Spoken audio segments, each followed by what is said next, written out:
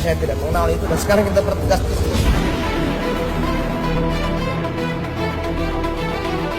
Kalau tidak mampu membersihkan ekor, maka kepalanya dicopot.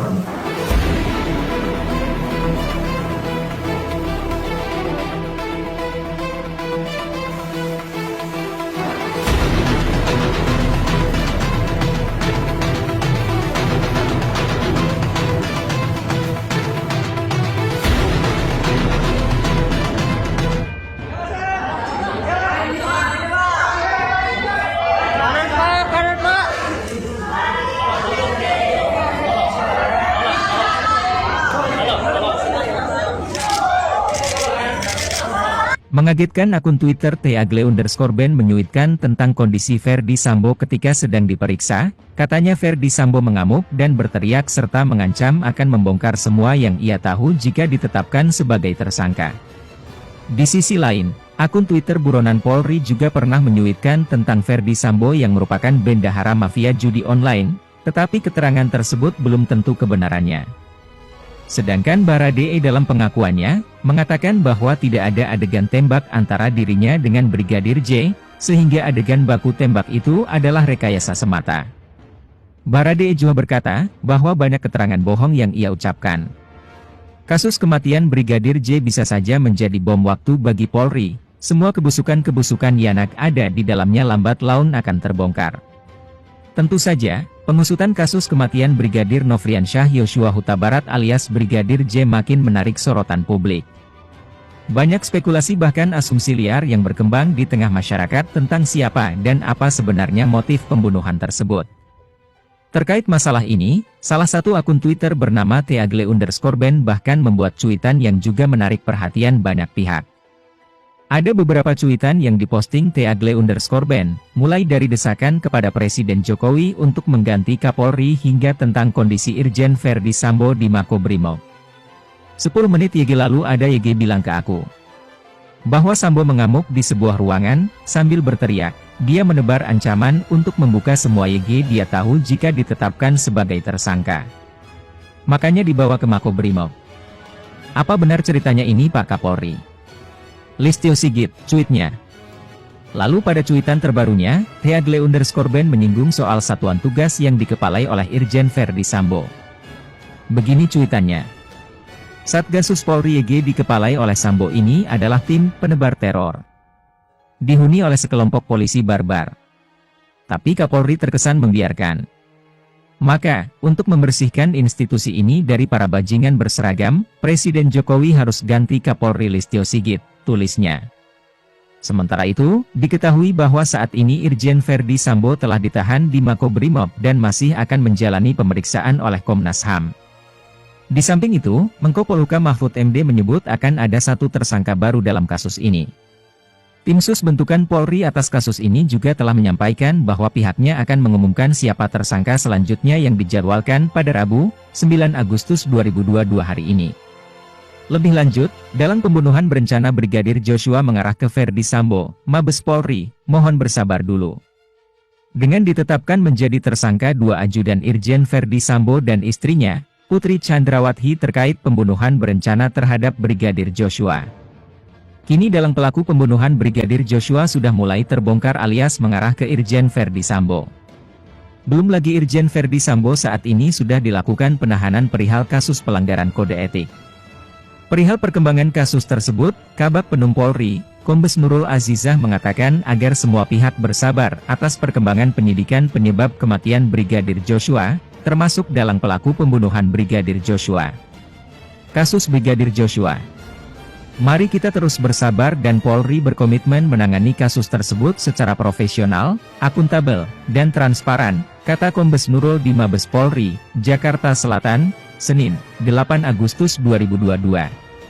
Kombes Nurul juga meminta agar masyarakat bersabar dan tak berspekulasi kemana-mana terkait kematian Brigadir Joshua.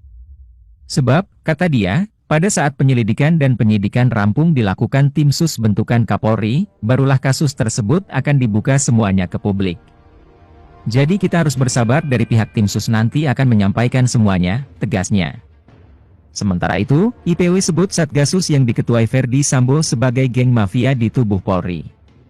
Ketua Indonesia Police Watch, IPW, Sugeng Teguh Santoso menyebut adanya sebutan geng mafia di tubuh Polri. Geng mafia itu menurut Sugeng adalah Satuan Tugas Khusus, Satgasus, yang diketuai oleh Kadif Propam nonaktif Ferdi Sambo. Sugeng menyebut geng mafia ini memiliki kekuasaan dan kewenangan yang cukup besar. Namun, mereka menyalahgunakan keperuntukan wewenangannya tersebut. Ini yang menjadi catatan saya, bahwa di dalam kepolisian diduga terdapat geng mafia, yang memiliki kekuasaan yang cukup besar atas kewenangan yang diberikan tetapi kemudian wewenang tersebut disalahgunakan. Kami mendeteksi bahwa beberapa nama tersebut masuk di dalam satu tim yang dinamakan Satgasus. Ini diketuai Ferdi Sambo dan beberapa orang juga terlibat, kata Sugeng. Sugeng mengatakan di dalam Satgasus tersebut termasuk di antaranya tersangka Baradae dan Brigadir R.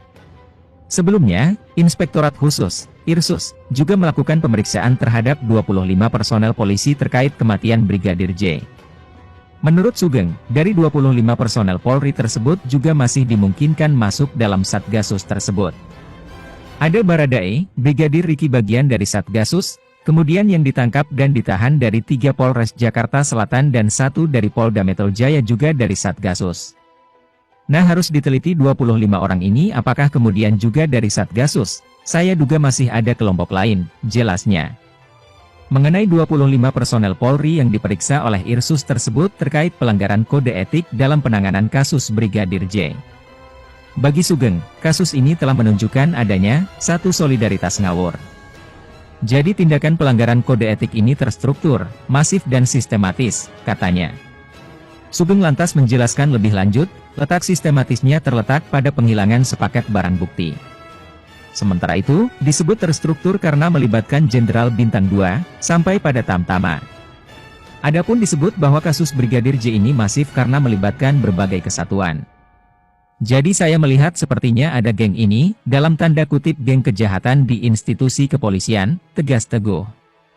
Diwartakan Tribun News sebelumnya, Sugeng meminta Polri agar mempidanakan Ferdi Sambo terkait ketidakprofesional dalam olah TKP kasus tewasnya Brigadir J. Sugeng pun menganggap, jika Ferdi Sambo terbukti melakukan ketidakprofesionalan maka menurutnya tidak cukup dihukum dengan proses etik tetapi perlu adanya proses pidana. Penempatan Ferdi Sambo di Makobrimob adalah untuk melancarkan proses pemeriksaan Irsus, Inspektorat Khusus, maupun Tim Sus. Pemeriksaan saat ini diketahui adalah terkait dengan pelanggaran kode etik berat yaitu merusak TKP dan menghilangkan bukti, pistol, proyektil, dan lain-lain. Dalam pelanggaran kode etik tersebut juga termasuk perbuatan pidana yaitu melanggar pasal 221 KUHP Yungto pasal 233 KUHP dengan ancaman penjara 4 tahun, katanya.